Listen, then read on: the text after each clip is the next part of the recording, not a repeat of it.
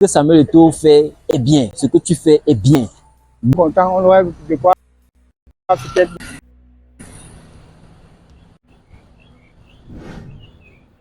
Vous pouvez bel et bien le constater, mesdames et messieurs, nous sommes au stade de Mbappé Lepé, c'est en plein cœur de Douala Premier. Mbappé Lepé, une légende du football camerounais. Le choix n'est pas anodin parce que ce jour, nous parlons également d'une autre légende du football, Samuel Eto'o fils. On parlera peut-être pas football, mais on parlait d'une légende, Samuel Eto'o, meilleur buteur de l'histoire de tous les temps des Lions indomptables du Cameroun, président depuis quelques années de la Fédération camerounaise de football.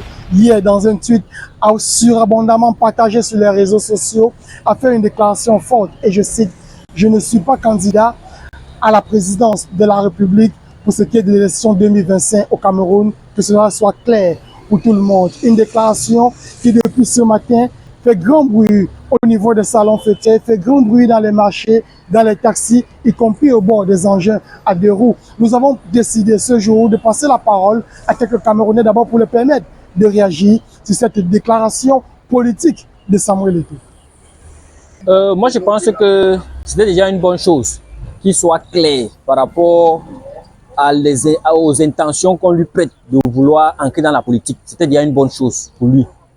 Maintenant aussi, par rapport aux éventuelles menaces que subirait sa famille, c'est pas une bonne chose. Je pense que si quelqu'un n'a pas déclaré formellement sa candidature ou ses intentions politiques, il n'est pas question de lui prêter des intentions. Je ne comprends pas comment les gens peuvent faire le lien entre l'Africa Foot et la présidentielle. Eto'o l'a dit une fois, là, je ne sais pas, France 24, que lui, il a appris à jouer au football.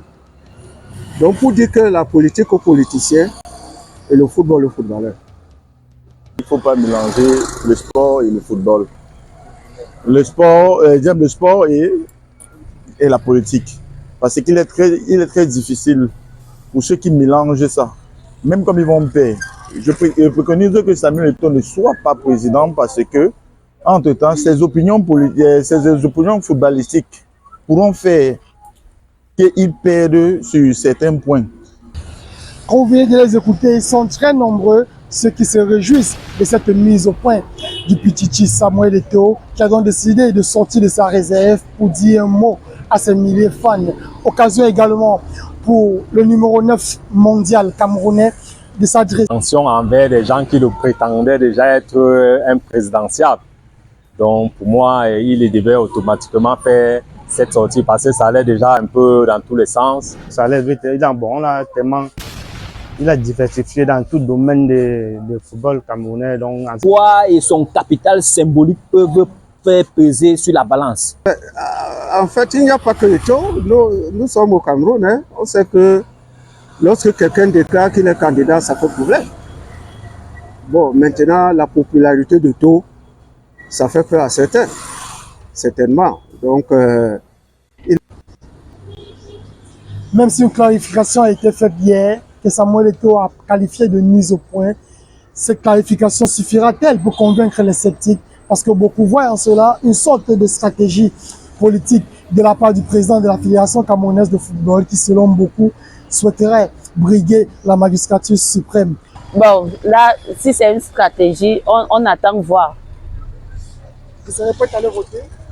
Voter? On ne sait pas, on réfléchit. Les Camerounais, quelques-uns à qui nous avons passé la parole ont tenu également à prodiguer quelques conseils à Samuel Eto'o. si tu te présentes, tu veux être président du Cameroun et que tu vas changer les choses, tout le monde sera content. Tous les jeunes seront contents, on aura de quoi peut-être manger, travailler. Ça va être bien pour tout le monde, pour tous les jeunes.